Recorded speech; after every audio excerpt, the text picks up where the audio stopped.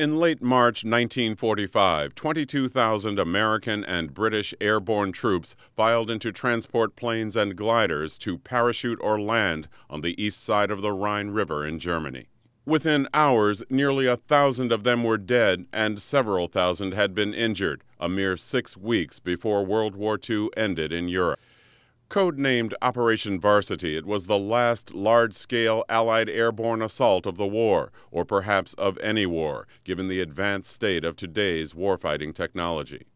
A video documentary called The Last Jump honors the courage of those who were among the last to die in the grueling conflict. It recounts in detail one of the less well-known combat maneuvers and the motives for launching a vast and costly undertaking with the Allied victory just within reach. The Last Jump chronicles the events presaging the operation and the subsequent price in lives lost and planes destroyed.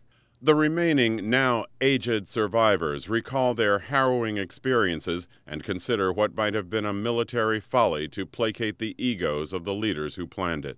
I mean, we were shot out of the air. No one really focuses in on the casualties. We lost 1,070 killed and between 3,000 and 4,000 wounded. The massive airdrop was a bold and perilous undertaking, as photographed from a plane that was shot down a few minutes later.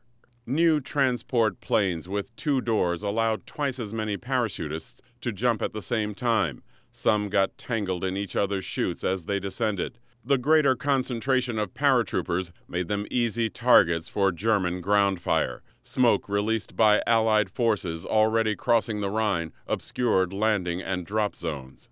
Irv Hennings jumped from one of the new planes. There was so much going on. Planes were crashing, planes were on fire, the people were shooting at us on the ground. And when I hit, 3 people saw me hit, and I was unconscious. And they told me about it later, but I came to in about, see, the paras were not like the Marines. The Marines never left anybody behind. The paratroops were taught the wounded, somebody's going to come along behind you to take care of. Your mission is the most important. You got to keep going, which is kind of a terrible attitude, really. The new planes did not have self-sealing fuel tanks. Anti-aircraft flak turned some into flaming torches. Having had advance warning, the Germans stubbornly defended the landing and drop zones. Gliders, tricky to land under the best of circumstances, crashed on impact and were raked by enemy fire. The realities of the wartime alliance between the United States and Great Britain made Varsity inevitable, despite the eventual cost in men and materiel. British and American land forces under the command of British General Bernard Montgomery were driving across the Rhine to the north. American troops had captured an intact bridge across the Rhine to the south in early March, and General George Patton was pushing his American troops across the river, announcing the feat the day before Varsity was launched. Montgomery and Prime Minister Winston Churchill insisted the British retain an important, even decisive role in the drive to Berlin and the defeat of Germany.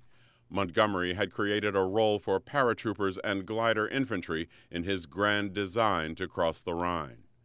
U.S. General Dwight Eisenhower, as Supreme Allied Commander, strove to accommodate Montgomery, despite the strong-willed British generals headbutting with American commanders. Eisenhower also was pressured to use airborne troops who'd been trained at great expense. Operation Varsity ultimately proved successful, but questions were raised shortly afterward and linger to this day.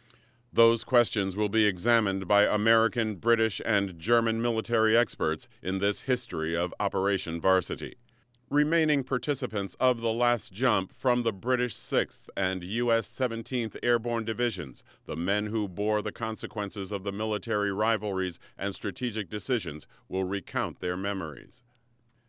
Those individual memories are fading. Since the spring of 2013, when interviews were conducted at a reunion, 3 of the participants had passed away by summer.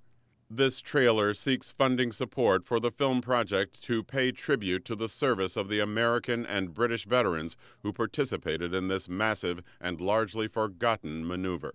The burden of military decision-making and the consequences of those decisions on the lives of young men and women remain as relevant today as in 1945. Thank you for watching this sample of what the Last Jump can and will offer as a historical monument to the Allied airborne forces. We believe this will be a worthy investment of time, energy, and resources to produce a long overdue video tribute to Operation Varsity.